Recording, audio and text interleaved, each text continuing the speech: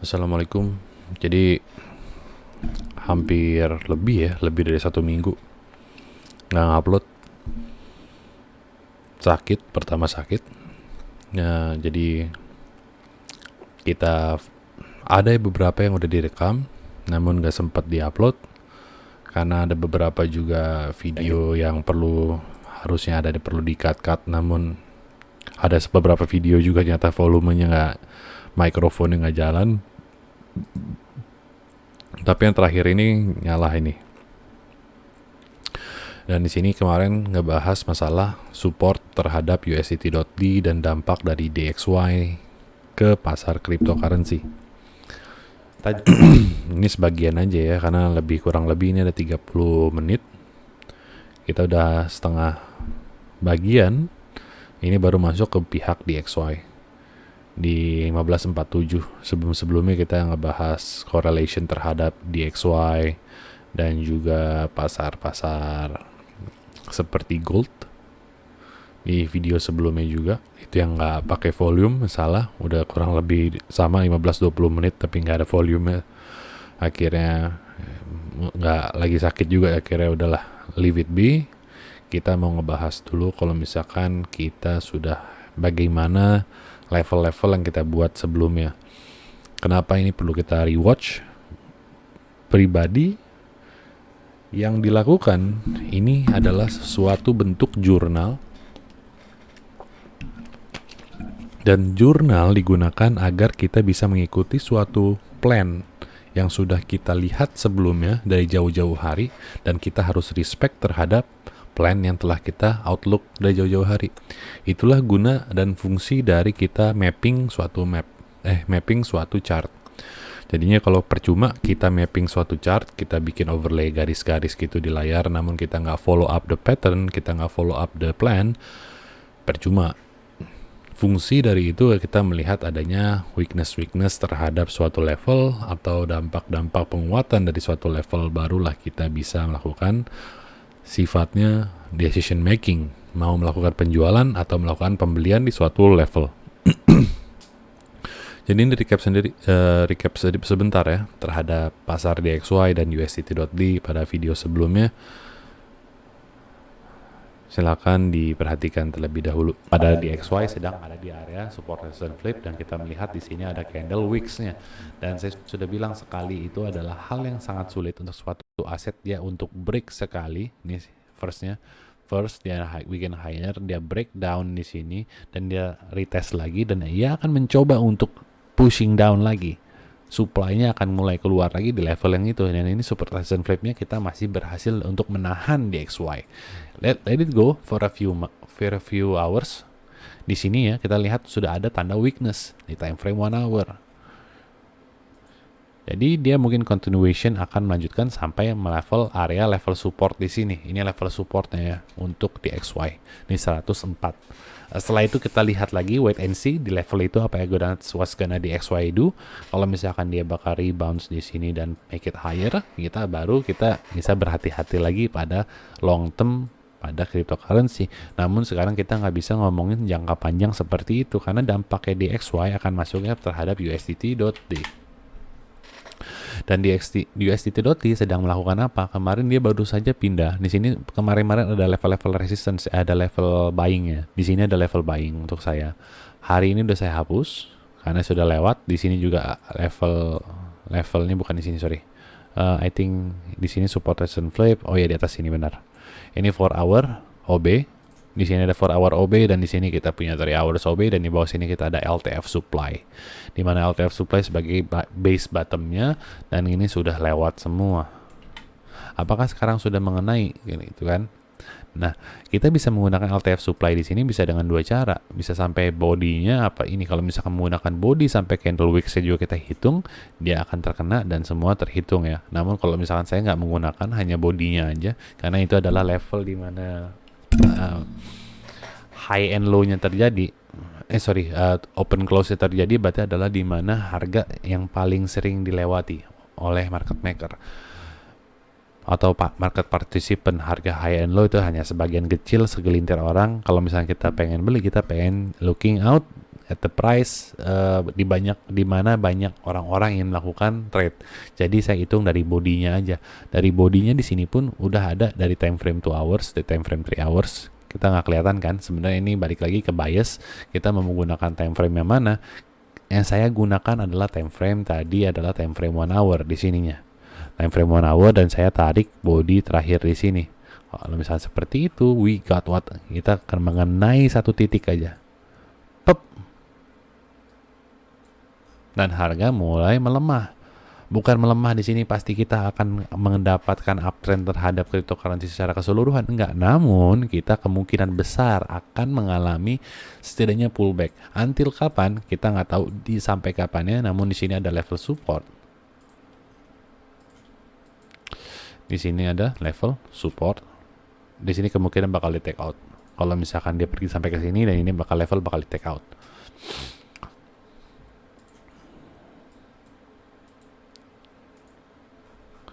Jadi ini level-level support yang bisa menahan USDT untuk dia nggak terbang lebih rendah lagi, untuk jatuh lebih rendah.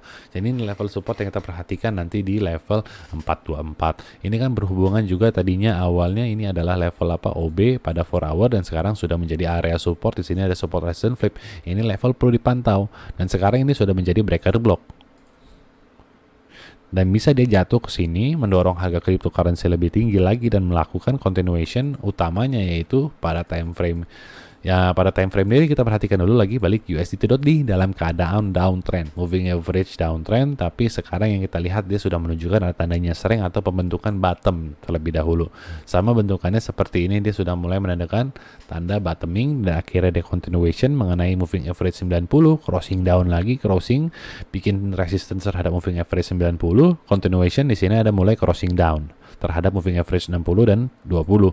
Akhirnya continuation harga jatuh lagi, di sini continuation downtrend lagi, di sini ada drop yang cukup besar pada cryptocurrency ya waktu itu ya. Akhirnya continuation naik lagi, di sini harga BTC di harga 74, langsung kita mengalami downtrend dan itu kita belum pernah mengalaminya lagi. Dan di sini kemarin US government menjual dengan cara yang kemarin dia sita di Silk Road, mereka jual ke pasar. That's very dumb. Kalau misalnya kita pikirkan, kayak itu makanya kenapa ZAO USD melakukan pembelian yang sangat tinggi karena people don't believe the US government anymore. Akhirnya mereka menggunakan ZAO USD sebagai safe haven-nya dia. Makanya ZAO USD mendapatkan influensi terhadap dampak cerita seperti itu. Dan juga cerita itu menggunakan kenapa orang-orang bisa tahu itu adalah US government dan itu taruh ke Coinbase awalnya padahal itu unidentified address, itu menggunakan aplikasi Arkam. Sekarang bayangkan kalau misalnya orang-orang yang membeli juga ZAO USD mengetahui itu informasi didapatkan dari Arkam, Arkam akan mendapatkan jangka panjang, dia akan mendapatkan suatu coverage terhadap apa yang akan dilakukan oleh market maker nantinya. Karena ini akan menjadi salah satu alat bantu yang sangat memudahkan. Kayaknya sampai situ aja untuk nge-recap kejauhan kalau ngomongin Arkam.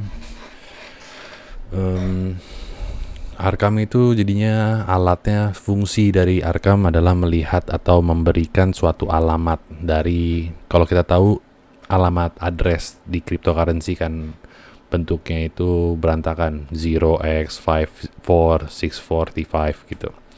Itu akan sulit untuk mengetahui siapa pemilik ini. Nah, Arkam itu adalah mengidentify atau memberikan nama, alamat, dan kita jadi tahu siapa yang menggunakan apa aja dalam dompetnya, perilakunya apa aja. Fungsi dari cryptocurrency sendiri kan adalah transparency. Yang diharapkan adalah transparency. Nah, sekarang kalau misalkan US government do something like that, suatu government melakukan suatu dorongan pada melakukan penjualan di pasar cryptocurrency, orang-orang tahu karena apa? Ini addressnya siapa? Awal orang nggak tahu, ini addressnya siapa nih uang? Apakah ini bandar atau enggak?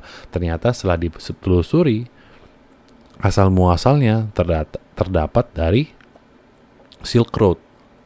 Nah, dan yang menyita Silk Road adalah pemerintah. Pemerintah menjual menjadi aset lain, menjadi aset negara. Namun dari sudut pandang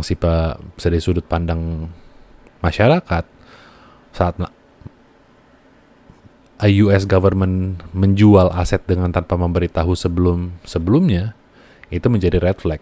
Itulah yang menyebabkan kenapa tadi USD-nya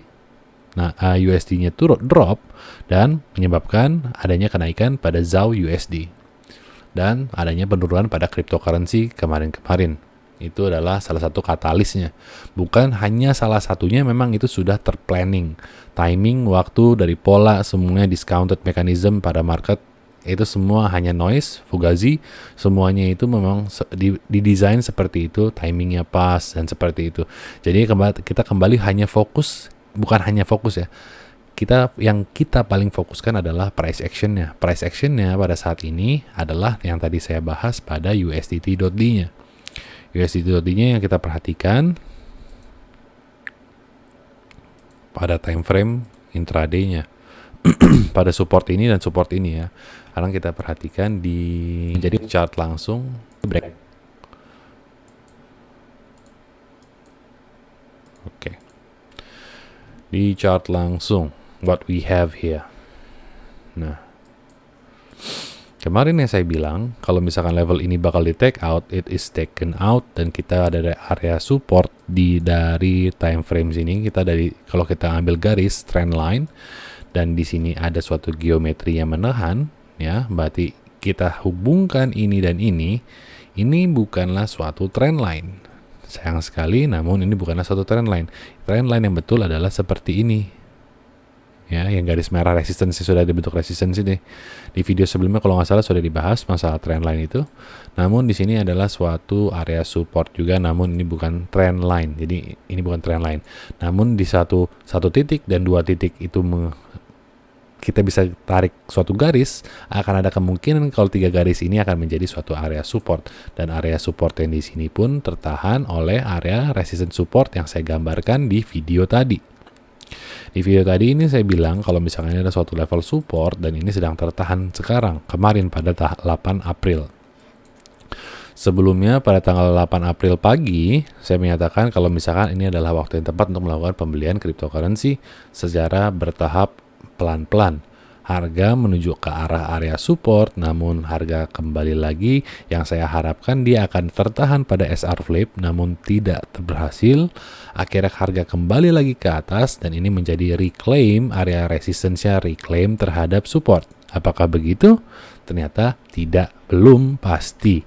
Dikarenakan kenapa kok belum pasti? Maaf, jadi saya salah mengatakannya. Di saat dia break ke sini, resistance tersebut belum berubah menjadi support sebelum dia retest di sini dan berhasil bikin higher high lagi pada time frame yang lebih rendah. Di sini ya, di sini ada support, area support dan bikin higher high. Oke, ini menjadi suatu area support.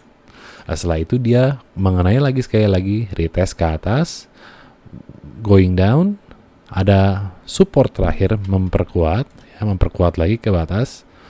Tapi akhirnya adanya pelemahan pada USDT. USDT melemah, berarti ada penguatan pada cryptocurrency. Namun ternyata di sini masih ada buyer yang tertarik pada USDT. Dan sekarang kita berada di support resistance flip. Area ini menjadi suatu level yang sangat fatal untuk crypto USDT. Kenapa? Kembali lagi yang saya bilang tadinya, garis ini bukanlah suatu area, bukan garis support atau garis trend line. Ini adalah hanya garis yang menentukan kalau misalkan ini bisa saja, kalau misalkan ini garis bisa jadi suatu trend line kalau dia dari sini dia bikin higher high yang menebus high di sini. Baru ini adalah suatu trend line yang valid. Namun sekarang ini bukanlah suatu trend line, ini hanyalah line yang menghubungkan dari satu titik ini sampai titik ini. Kita menggabungkan aja ya, dari dua titik itu aja.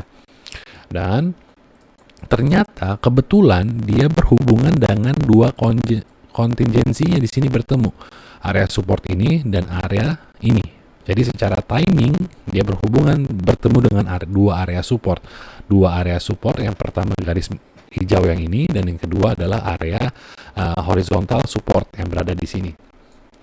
Jadi bagaimana untuk kedepannya? Sebelum support yang di sini di breakout dan area support yang di sini di breakout, kita akan outlook pada cryptocurrency secara keseluruhan bearish. sebelum akan adanya halving. Yang video-video sebelumnya pun saya BTC USDT saya sudah outline di sini, sudah ada pre-halving price retract zone di sini ya. Dari sini saya harapkan pada 1 bulan sebelum ini dapat angka 22 Maret dari mana? 22 Maret ini hanya karena kita halving pada tanggal 22, saya tarik 1 bulan sebelumnya ya tanggal 22 Maret, dan 1 bulan setelahnya ya pada 22 Mei begitu. Setelah 22 Mei saya akan mengharapkan kalau ada kenaikan pada cryptocurrency atau pada BTC ya, terutama pada BTC-nya, bukan secara cryptocurrency keseluruhannya. Dan secara jangka panjang kalau kita lihat ya ini adalah suatu hal yang sangat bullish, nggak ada masalah sama sekali. Namun kalau kita melihat tapi time frame yang lebih rendah, kalau kita ngebahas seperti itu, kita dalam suatu area range sekarang. Nah, kita lebih fokus lagi ke bagian yang ini. Sekarang kita ngebahas kalau misalkan di time frame di sini ada halving date tanggal 22 ya. Dan yang kita lihat secara total 3 adalah grafik di mana cryptocurrency tidak terhitung. BTC tidak terhitung ya di sini. Crypto total market cap excluding BTC and Ethereum. Total 3 merupakan yang memasukkan segala macam asetnya selain Ethereum dan BTC ya. Kita hanya sebesar 729 dan ini masuk pun di area support yang kemarin-kemarin juga. Ini masuk ke area kemarin, makanya saya berani bilang kalau misalkan pada kemarin pada tanggal 10 April jam 7 malam pada saat di XY melakukan pumping dan dia masuk area resistance dan total juga masuk ke dalam area support, ini merupakan suatu cross yang sangat baik untuk melakukan pembelian. Namun bukan berarti semua aset akan bagus, enggak. Saat ini naik kita harus melihat mana aset yang paling kuat. Dengan caranya tahu dari mana? Dari volume yang berada di market. Karena yang mendorong harga sebagian besar adalah dari volume. Volume bisa agresif, bisa nggak agresif. Namun kalau misalkan kita melihat dari time frame 4 hour, kita perlu momentum dari volume. Jadi kalau misalkan volume yang nggak ada, kita jangan masuk ke situ. Percuma mau koinnya sangat-sangat di-FOMOin sama orang, namun kalau misalkan nggak ada volume, it's a dead coin. Oke. Sekarang kita lihat total 3 sebelumnya dari area downtrend di sini, terus ada penguatan, dia bikin higher high di sini. Saya pun berasumsi kalau misalkan kemarin sifatnya FOMO juga ya, kemarin FOMO saat dia masuk ke sini saya bilang ini sangat bullish. Ternyata dia take down lagi ke area support. Area support saya melakukan pembelian, akhirnya dia bikin higher high. Ternyata dia bikin crossing down. Crossing down di sini saya ada pasang stop loss, bukan di total, namun di chart yang saya harapkan. Namun di sini saya pasang alarm. Waktu itu kemarin saya masuk pakai Arkham. Saya pikir Arkham akan ada impact, ternyata enggak. IFO dia stabil, jadi mainnya di range kemarin. Terus dia masuk ke sini area support. Area support di sini saya nggak melakukan apa-apa selain kemarin ya tanggal 10 jam 7 saya melakukan pembelian lagi pada HiFi dan juga OM Mantra. Terus kalau misalnya kita melihat dengan BTC.D sedang mengalami kenaikan walaupun USDT-nya tetap naik. Apa itu chart BTC.D? Market cap BTC dominansi. Di dominansi pada pasar kita sebesar 54. Apakah angka ini, apa maksud dari angka ini? Angka ini memaksudkan kalau misalkan secara keseluruhan pasar cryptocurrency secara keseluruhan itu sekarang mayoritas sebesar 54% dikuasai oleh BTC. Dan USDT.T pada 4.23 ini berarti sebesar 4.23% market memegang USDT. Jadi kalau misalkan majority of the market ya menjual USDT-nya, berarti harga akan turun. Tapi kalau misalkan orang-orang di market membeli USD, berarti harga akan naik. Dan itu akan berdampak buruk terhadap harga cryptocurrency secara keseluruhan. Namun tidak selamanya. Itu akan dibahas nanti. Untuk sekarang itu aja dulu. Tapi tidak akan selamanya. Itu suatu hal yang buruk. Balik lagi ke chart BTC.T. kita dalam keadaan kenaikan. Dan kemarin ini pas nih, ini pas, kurang lebih pas. Dari atas ini ke bawah, saya punya projection dia bakal melakukan, setelah dia bikin higher high di sini ya, dia bikin area support di sini dan dia bikin OB 4 hour area di sini, area ya. Kalau dominan saya nggak bisa secara gamblang bikin area paling bawah.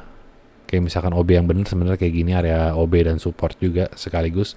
Namun karena ini adalah BTC dominance, jadinya dia lebih, ya saya ngambil area abstraknya aja, area yang lebih besar. Jadi nggak bisa ngambil kecil. Jadi sebenarnya ini dari daily saya ngambil datanya. Ya, candle di sini. Jadi nggak bisa time frame yang terlalu kecil juga kalau dominansi market itu. Jadi setelah ini kita melihat adanya ya, ini kan beda-beda nih. Kalau misalkan di daily dia di sini tadi weekly di sini, ya dia baru breakout. Dan di 4 hour, kalau di 4 hour ini ternyata gapnya terlalu besar. Akhirnya saya tariklah ke sini. Akhirnya di sini ada breakout pada 4 hour. Yang pertama kali saya bikin garis, dia bikin higher high lagi, kembali ke area OB di one day. Dia akhirnya menemukan adanya penguatan BTC dominansi. Dominansi yang naik, namun harga-harga yang kita pantau seperti harga besar pada keseluruhan merah semua. Binance USDT ini saya shorting dari yang change-nya yang emang lagi naik hari ini. Namun kalau misalkan ini kan cuma sebagian doang nih. Cuman palingan 30 atau 40 yang naik dari ratusan pair yang ada di market. Sisanya masih pada merah, masih pada lesu. Ini majoritinya masih pada merah. Jadinya untuk apa kalau misalkan BTC yang naik dan kita tahu sebentar lagi news yang bagus itu adalah berdampak pada BTC, kita ngapain kita berdamai dengan harga turun di altcoin? Kalau emang beli dari bawah banget misalkan, beli dari bawah banget ya kalian berdamai nggak masalah. Misalkan kalian beli T-Fuel di daily, kalian beli di area sini, area breakout pertama kali dia breakout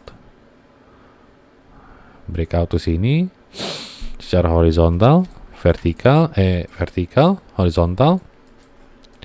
Akhirnya dia breakout di sini, kalian melakukan pembelian. Moving average sudah bagus apa melakukan di sini ya, kalian udah ngantongin cukup banyak ya nggak masalah. Namun permasalahannya kalian kalau misalkan belinya di sini, dan orang-orang akan banyak melakukan pembelian setelah dia melakukan tunjukan breakout seperti ini kan. Nah sekarang udah untung. Namun kalau yang di sini yang kena jebak Batman ke bawah, mungkin di sini udah melakukan penjualan juga. Akhirnya melakukan penjualan ke atas lagi. Ada pembelian lagi ke atas. Jadi garis besarnya yang kita lagi pengen ngebahas tuh sebenarnya BTC arahnya mau kemana secara ke depan. Kita ngomong pada time frame daily. Arah BTC USDT pada time frame daily kita melihat adalah hanya bullish. Kita nggak melihat adanya weakness sama sekali pada BTC.D. BTC akan melakukan penguatan. ETH USDT pada jangka panjang kita juga melihat adanya hanya penguatan. Dan di weekly-nya pun mensupport data kita. Kalau misalkan dia baru saja break area sini menjadi area support, jadi Ethereum menjadi suatu aset yang sangat baik dibeli selain BTC. Lalu kita lihat LTC USDT. LTC USDT masih di area support resistance flip, termasuk juga di sini area support resistance flip. Namun kita juga belum melihat adanya pump yang sangat besar pada LTC USDT. Selain dari bottom sini aja masih 66%. Sedangkan LTC USDT menjadi suatu gong untuk cryptocurrency terbang. Dan yang kita lihat dia belum sampai melewati pola pada monthly-nya aja. Kalau kita perhatikan low-nya pada monthly seperti ini polanya. Ini downtrend. Ya. Dari sini downtrend, di sini bikin lower low, ada sides lagi ke bawah. Nah, untuk suatu downtrend, untuk di break, berarti dia harus melakukan upside dan melewati level ini sebelum dia menjadi uptrend lagi. Dan weekly, kita belum sama sekali melihat kalau misalkan LTC USDT dalam keadaan uptrend. Kita masih di dalam area downtrendnya dia, masih di area akumulasi LTC USDT ini. Kenapa LTC USDT ini pakai menjadi alat ukur cryptocurrency? Kita harus melihat pada sejarah awal-awal cryptocurrency ini dibuat. Sejarah cryptocurrency ini muncullah 3 hal. Yang pertama BTC, yang kedua LTC, dan juga Dutch. Ini menjadi suatu meme dari cryptocurrency-nya tersebut sendiri. LTC menjadi suatu silver untuk Bitcoin bagaikan gold di pasar cryptocurrency. LTC menjadi silver dan BTC menjadi gold. Nah, dari definisi LTC di sini mulailah LTC itu adalah altcoin pertama dari BTC. Setelah LTC muncullah altcoin lainnya. Setelah ada altcoin lainnya, inilah makanya LTC sebagai leading atau sebagai leader atau pemangku dari segala macam altcoin. Kenapa sekarang kalian begini? Kalian berpikir kenapa harus melakukan pembelian pada altcoin?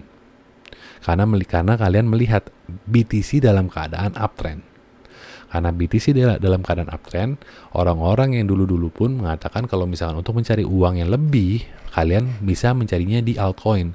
Nah, altcoin ini adalah hal yang sifat awalnya itu diciptakan oleh si LTC.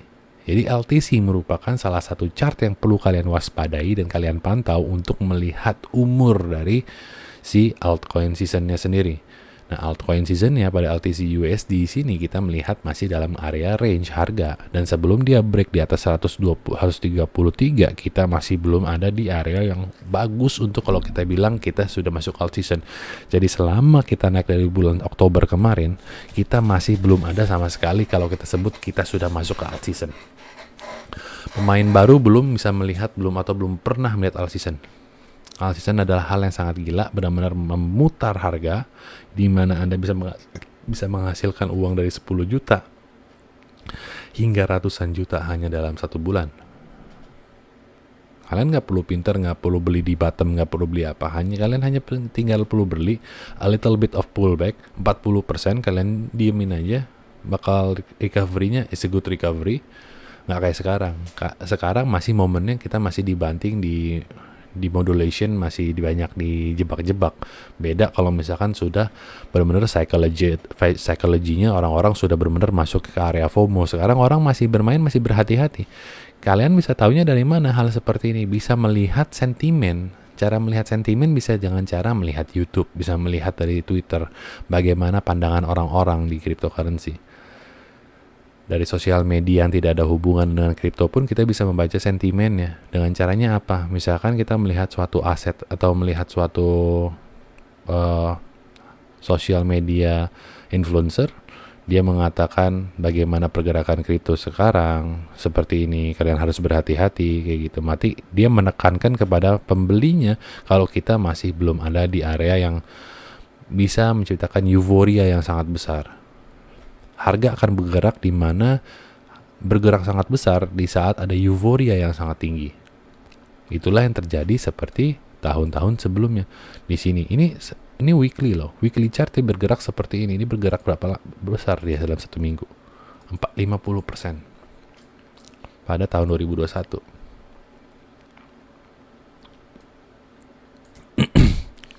Dan pada monthly kita bisa melihat dia bergerak sudah besar. Sebesar 74% monthly LTC pada last leg. Apalagi dihitung dari bottomnya, dia berhitung sebesar dari 500%. Mungkin kalau yang sekarang melihat ya itu nggak ada apa-apanya 500%, ya LTC beda karena dia memiliki juga limited supply, jadi dia juga salah satu market cap dengan yang terbesar juga, jadinya kita nggak bisa berharap return yang sangat besar terhadap LTC USDT tersendiri karena dia punya limited supply. Beda dengan koin meme atau koin-koin lainnya yang memiliki unlimited supply atau dia punya coin burn, itu bisa menaikkan tingkat harga dari koin itu sendiri dengan cara coin burn. Karena koin limited supply, misalkan dia bilang ada 10 juta koin, lalu di burn 2 juta, otomatis sekarang barangnya lebih langka. Dengan kelangkaan barang, otomatis harga akan ikut naik. Karena kelangkaan menyebabkan perubahan pada supply dan demand. Di mana harga naik, berarti demand-nya akan turun. Atau harga turun, di mana harga turun, ya betul harga turun, demand akan otomatis naik. Karena kalau misalkan emang in demandnya di sini emang dibutuhkan, diinginkan. Dengan caranya apa? Ya itulah kita orang-orang menggunakan pom-pom atau suatu sosial media untuk mendorong orang untuk melakukan pembelian. Dodge USDT. 3 chart ini yang perlu kalian pantau untuk melihat. Ini adalah the godfather of crypto, Dodge, LTC, dan BTC. This is what you have to watch. Ethereum is not important to watch. It will follow BTC. Pergerakannya akan follow BTC. Tapi bukan berarti kita udah acuh terhadap ETH auto beli ya. Itu semua aset Anda harus dimasukkan dalam teknikalnya, beli, layout, masukkan di mana arah-arahnya bakal Anda melakukan pembelian, yang terbaik di mana, supply, demand, area resistance harus kalian tentukan dulu sebelum melakukan pembelian atau penjualan. Namun untuk melihat secara makro, pergerakan makro, kalian harus melihat Dodge, LTC, dan BTC. Dan kita melihat Dodge sudah masuk ke dalam area yang bikin higher high dari sini. Inilah kenapa kita dalam monthly 1 bulan dari bulan Maret sampai sekarang, atau misalkan dari sini dari Februari, kita sudah melihat adanya kenaikan. Karena bukan di sini katalis pada monthly-nya. Katalis monthly-nya di sini dia bikin lower low, ya kan? Candle ini bikin lower low. Dan di sini berarti monthly block-nya berada di sini. Monthly block-nya. Saat dia breakout di sini, semua hal yang berbentuk meme naik. Dengan cara apa? Kita lihat WIF USDT naik, kita lihat Myro USDT naik yang baru-baru ya, kita melihat gini. Terus kita melihat SHIB USDT naik ya, Floki naik pada time frame, pada waktu yang bersamaan. Karena kita harus melihat godfather-nya siapa dulu, siapa yang membentuk market di segmen tersebut. Kita bisa ngomongin naratif. Sekarang 2024 kita fokusnya terhadap naratif CBDC, atau kita ngomongin real world asset. Itu hal yang baru, itu sesuatu yang baru, dan kita ya harus bisa beradaptasi dengan hal seperti itu, dengan naratif. Namun tidak menutup lagi kita harus hanya melihat 3 chart ini untuk melihat secara makro pergerakannya. BTC USDT dalam keadaannya sangat bullish, ya udah kita tinggal tungguin aja. Jadi pertama rulesnya adalah kita lihat USDT.T. Kalian pantau USDT, lalu Anda pindah USDT, ambil tafsiran dari USDT, dan Anda menggambarkan pada BTC USDT untuk melihat harga BTC USDT juga cukup dengan 2 chart ini aja. Namun untuk melihat USDT, Anda harus mengerti dan menarkah apa yang di chart DXY bilang kepada Anda. DXY Anda harus mengerti juga DXY itu datang dari mana. DXY itu datang dari Euro, USD, Euro USD, GBP USD,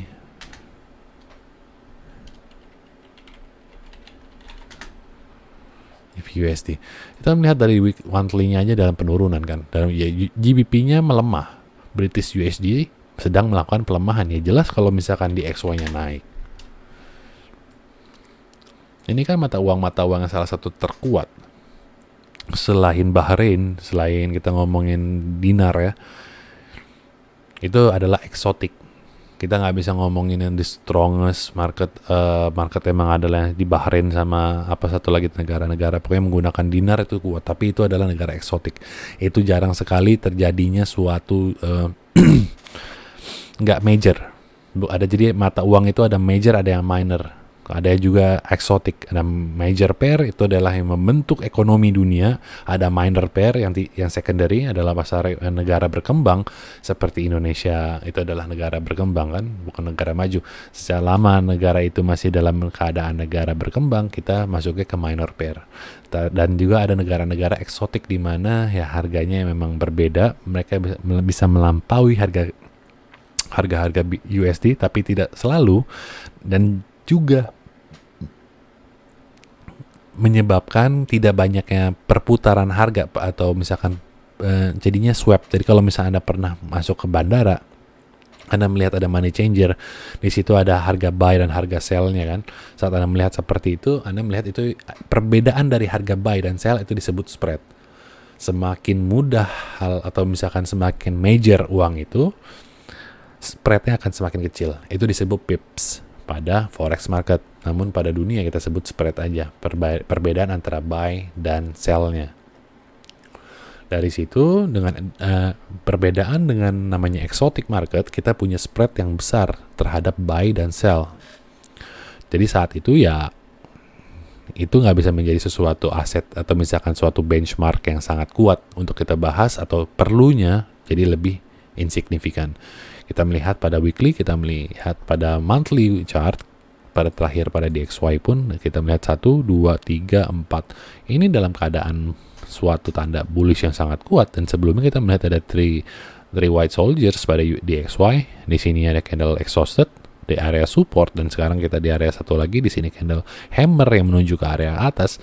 Continuation pada monthly ini sangat memungkinkan DXY.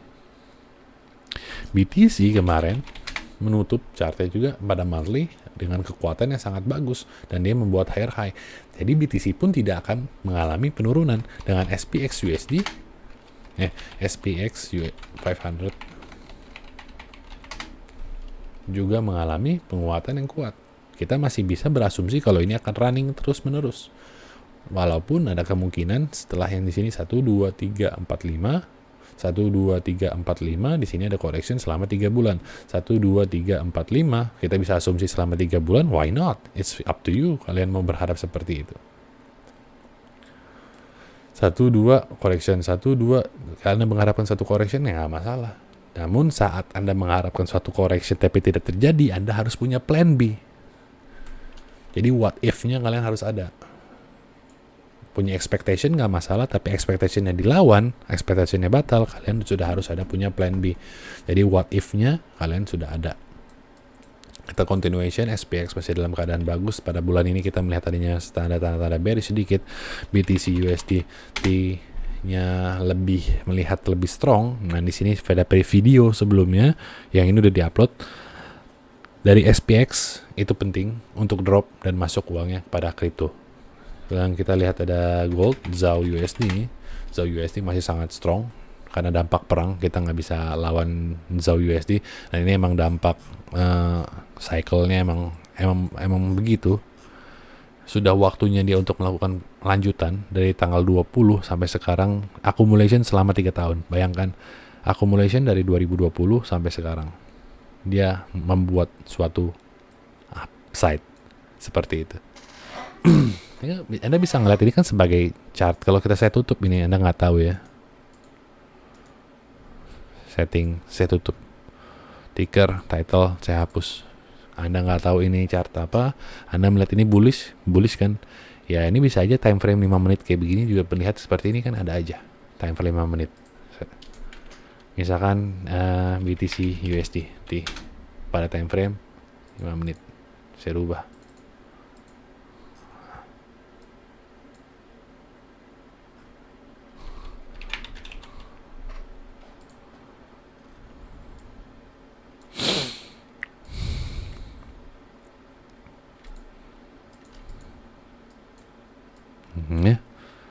Ya, harga mau time frame apapun sama aja. Bentuk dari pola-polanya ya sama aja nih, time frame 5 menit, 1 menit. Mau kita ngomongin 240, it's no big difference, nggak ada big difference sama sekali. Perbedaannya hanya duration, the amount of time it takes. Jadi semakin besar time frame-nya, ini more believable.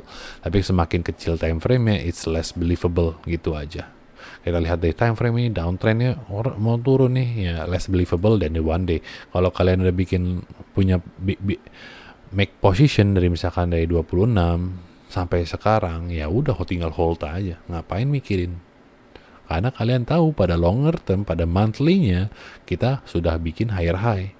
It's a very good move. Jadi walaupun dia bikin correction maybe to area like 49, ya nggak bermasalah. Karena apa saya bisa bilang ada correction sampai ke 46 ya? Ini area support. Bisa aja dia sampai correction sampai sana, nggak ada masalah. Siapa yang nggak ngebolehin? Kalau market maker mau, kenapa enggak? Mau ada sell side liquidity ya, misalkan ada sell side, katanya orang-orang mah ada namanya sell side ya lagi sedikit atau gimana. Di saat orang-orang pengen ngejual, itu hal sebutan liquidity apa gimana-gimana akan berubah dalam seketika. Jadi nggak usah terlalu dipikirin sell side liquidity itu wah lah terlalu besar pemikirannya, terlalu berat. Kalau misalkan emang mau ikutin kayak gitu, tinggal ikutin channel-channel atau misalkan emang yang berdampak atau misalkan mengerti betul dalam hal tersebut. Tapi kalau misalkan nggak mengerti, tinggalkan. Karena semakin banyak data yang kalian nggak mengerti, tapi langsung dipakai, langsung diaplikasikan ke market, malah bakal jadi brutal. Banyak bakal salah-salahnya. Ya, BTC USDT masuk ke area over hour OB, kita masih bertahan aja di sini ya. For hour OB di sini area support, ini juga area support di sini. Kok ketarik yang ini? Kita tarikan dari sini, ini trend line ya. Ini pure trend line, ini benar trend line. Area support. Sempat break tapi berhasil tertahan karena di sini 4 hour OB juga crossing bareng, dia pergi ke atas ya, nembus area OB di sini. Namun ini banyak wicks, ini selling pressure yang kuat lagi. Kita lihat lagi USDT.D 426. Setelah saya bilang tadi SR flipnya dari sini area support, dia ada correction kekuatan ke atas lagi. Di sini area support. Jadi orang-orang akan melakukan pembelian USDT di sini. Di mana orang-orang melakukan pembelian USDT, Anda harus mengerti USDT ini belinya pakai apa.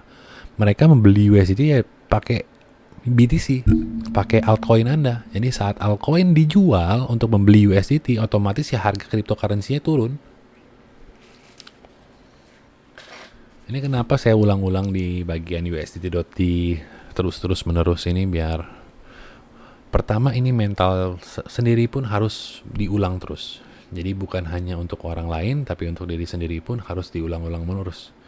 Karena kalau misalkan enggak, ya kadang kita lupa pada time frame yang kita terlupa, terlena, akhirnya saking FOMO-nya kita forgot, akhirnya masuk ke time frame 5 menit, masuk ke time frame 1 minute, ini lagi bullish, terus akhirnya kita misalkan ini kan lagi bullish, kita FOMO. Tapi kalau misalkan kita lagi lihat BTC lagi turun kayak begini, kita tiba-tiba kita masuk posisi terlalu besar. Kita lihat di time frame 30, terus kita mencari area putaran, kita mencari tanda reversal. Kita bukan cari reversalnya bukan di time frame yang lebih besar kayak misalkan 240, namun kita nyari tanda reversalnya itu di time frame kayak misalkan 5 menit jadinya. Di time frame yang lebih kecil, di mana time frame yang is most likely more volatile dibandingkan time frame yang lebih besar kayak seperti 240, kayak 6 hour.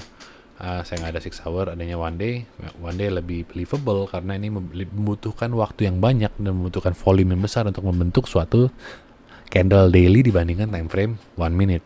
Udah jelas.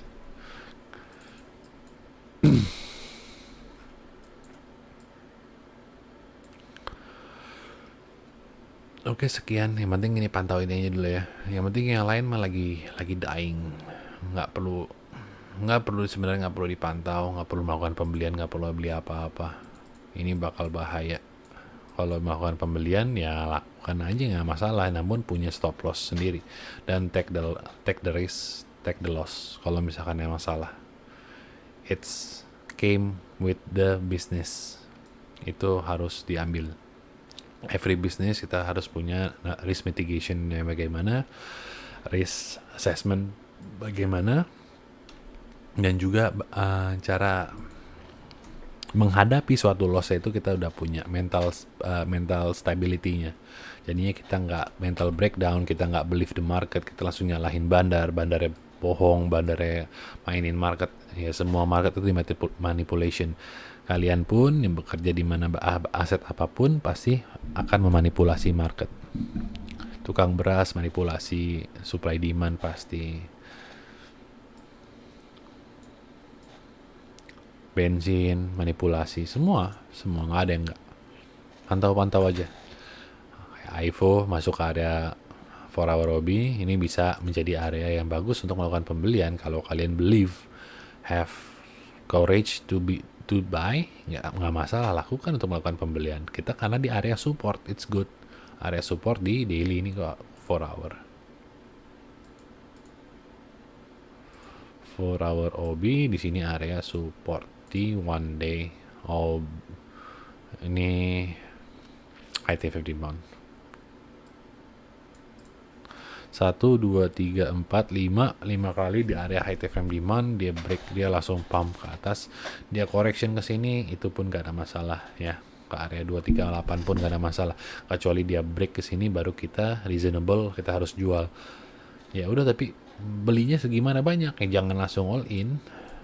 Kalian punya pasang itu 5% maksimum untuk investment, tapi kalau untuk trading 1% is enough.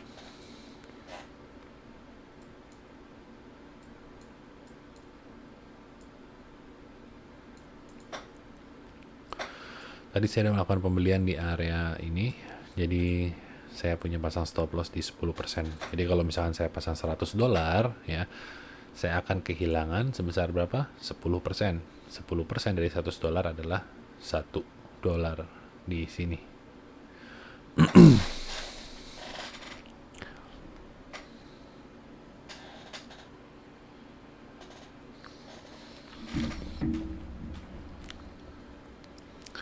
Bomi juga saya beli tadi, kayak too early, kalau ini masih too early. Mana tadi chartnya?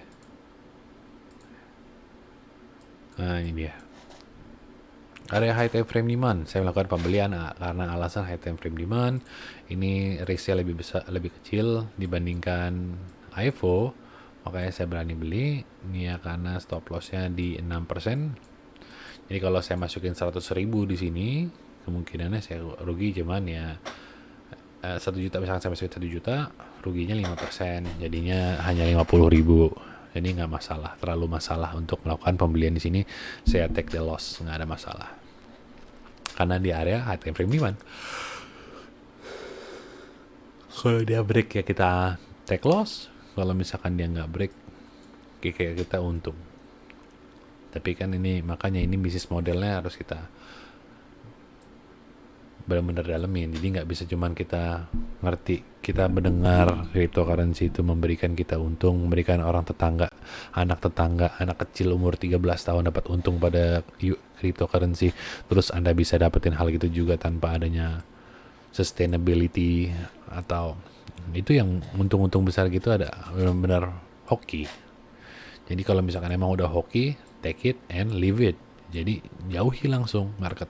Kalau misalkan kalian addicted, sama pun orang yang pernah untung di dalam kasino. Orang yang untung dalam kasino terus nggak pergi dan kabur, terus dia addicted di kasino, dia akan datang lagi, bawa lagi untung yang sudah dia bawa, yang sudah dia kantongin, udah dibawa pulang, dipakai makan sedikit, pikirannya langsung euforia kemana-mana. Mereka berpikir akan mendapatkan uang lebih lagi daripada itu, akhirnya dia bawa lagi ke kasino, mereka akan habiskan itu lagi, karena mereka lupa butuh berapa kali atau butuh berapa step, butuh berapa tahun untuk mendapatkan jackpot tersebut. The probability is too small untuk mendapatkan result atau hasil yang sangat besar di waktu yang sifatnya hanya beberapa saat seperti itu doang. Mostly is about berhubungan juga dengan psikologi manusia, di mana orang-orang akan mengambilkan risk taking, itu akan memberikan sifatnya sama aja kayak bungee jumping, seperti flying fox dan lain-lain ya, kayak gitu-gitu. Jadi itu mendorong suatu dopamin, memberikan dopamin, dan juga memberikan hal-hal ekstrim seperti itu, memberikan kalian reason to be alive. Karena saat Anda mendapatkan hadiah yang baik, misalkan Anda di reward systemnya Anda diberikan suatu hadiah untuk Anda yang Anda lakukan, it makes you believe that you are good. Tapi kalau misalkan Anda nggak di rewards, ya, tapi Anda sudah pernah di rewards oleh suatu hal tersebut, in this case, this is the market. Kalau market pernah nge-reward Anda, misalkan Anda pemula, terus Anda diberi reward dengan bentuk apa? Ya hadiah dan uang. Anda pemula baru belajar 3 minggu, tiba-tiba Anda, oh kok untungnya gede nih ya, gitu. Ya, kalau misalkan Anda ketagihan terus-terusan ya besok mungkin your luck hasn't run out until you don't know when. Sampai Anda misalkan awal coba-coba. Pasti kan orang awal coba-coba. Nggak ada orang datang ke suatu tempat untuk melakukan pembelian secara bulk. In bulk. Nggak ada. Orang datang ke suatu tempat untuk melakukan suatu percobaan. Kecuali memang dia sudah punya historically atau misalkan secara historical dia sudah pernah berhubungan dengan hal itu. Orang yang datang ke kasino itu semuanya awalnya coba-coba. Orang yang datang ke market itu awalnya coba-coba with a little bit of money. And who does make it? People who use small money and stay and obedience with their limits. Jadinya nggak terus-terusan dia naikin positionnya dia. Misalkan biasanya udah masukin $500, ya emang udah masukin $500. Setiap risknya dia ya 1%, ya 1% aja, nggak pernah berubah-berubah. Itu konsistensinya yang dilawan adalah inkonsistensinya. Sampai kita benar-benar konsisten, sampai kita benar nggak nyaman untuk melakukan, kita keluar dari rule set yang kita udah buat. Emang mendapatkan uang kita pasang sekarang dengan euphoric, ya kita euphoric thinking, kita sekarang area time frame demand nih, terus kita lakukan pembelian yang benar. Misalkan Anda punya 100 juta, Anda langsung high time frame demand, area support nih, saya melakukan langsung pembelian deh 100 juta, dari sini ya 100 juta, tapi Anda nggak biasa megang uang 100 juta, persen dari 100 juta Anda nggak biasa. Jadi saat dia turun 5% dari 100 juta ya 50 juta. Dari 5 juta. Gila, 5 juta. Kalau terlalu besar, 5 juta, serem juga. Turun segitu aja 5%, waduh, serem. Akhirnya besok Anda jadi nggak believe, jadi Anda nggak percaya oleh teknik Anda untuk menjual beli, Anda nggak percaya dengan hal-hal yang harus Anda beli. Anda loncat-loncat, Anda mulai cari cara trading dengan cara baru lagi, dengan cara seperti ini.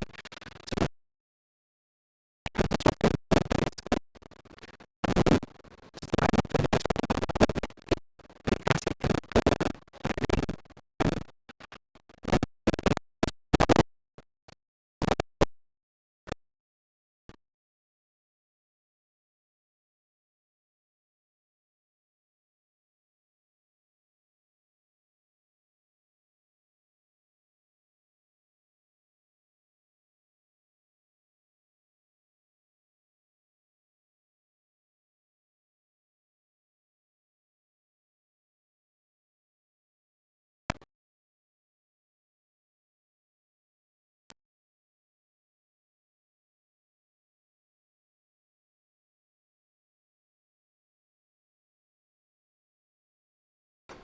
Harga bakal miliaran, it's up to you, it's your belief, do what you want, nggak ada masalah. Namun permasalahannya adalah sistem Anda melakukan trading. Kalau untuk investment ya nggak ada masalah, itu kita nggak ngebahas. Tapi kalau misalnya kita ngomongin, karena orang-orang akan mulai bicara tentang cryptocurrency dengan yel-yel mereka investasi.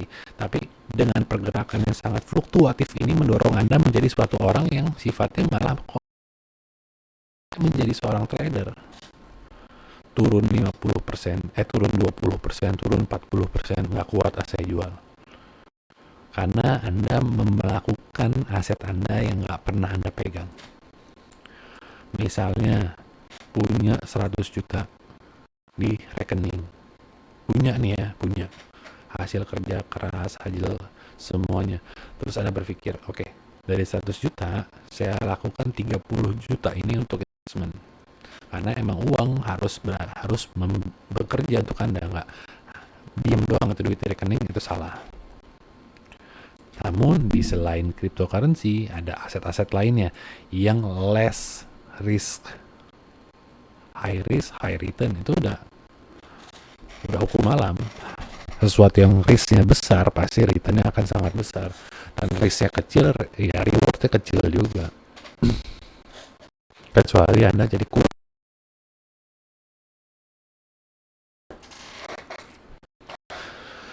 Jadi saat Anda masukin 30 juta, yang sebesar 70 juta.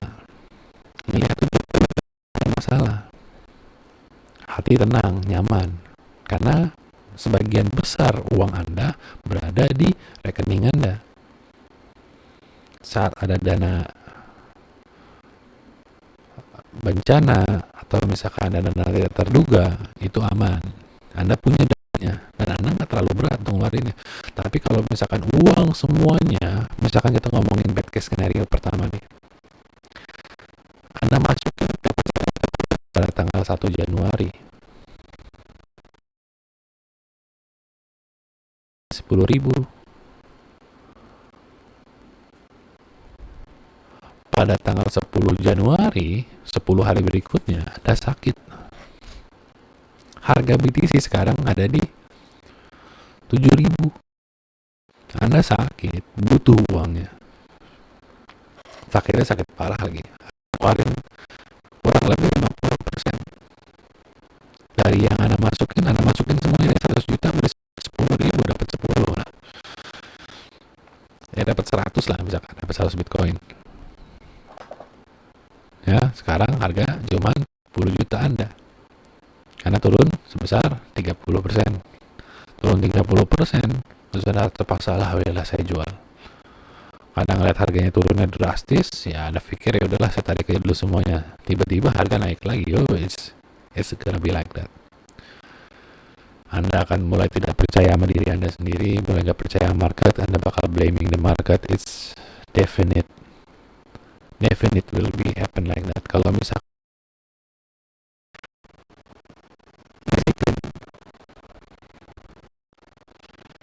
harus mulai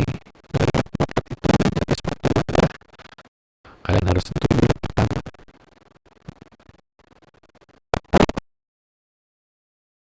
terkait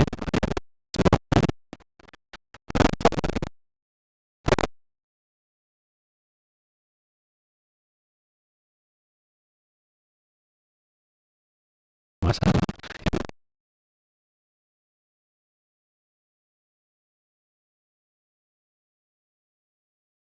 Saya harus saat harga seperti ini, kapan saya harus melakukan penjualan? Saat Anda melakukan penjualan ini ada dua hal, yaitu adalah saat Anda untung dan saat Anda tidak untung.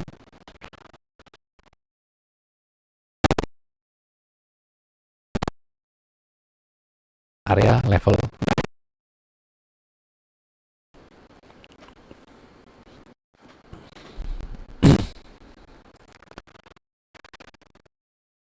asumsi saya sekarang untuk booming ini dia masuk area HT frame demand, ini menjadi area range, suatu range misalkan seperti ini.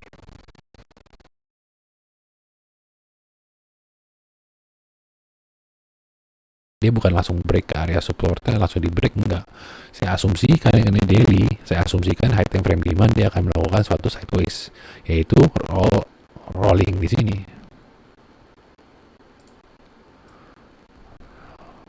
Misalkan seperti itu. Jelek sih ini kuning. Misalkan seperti itu. Jadinya dibiarin make up.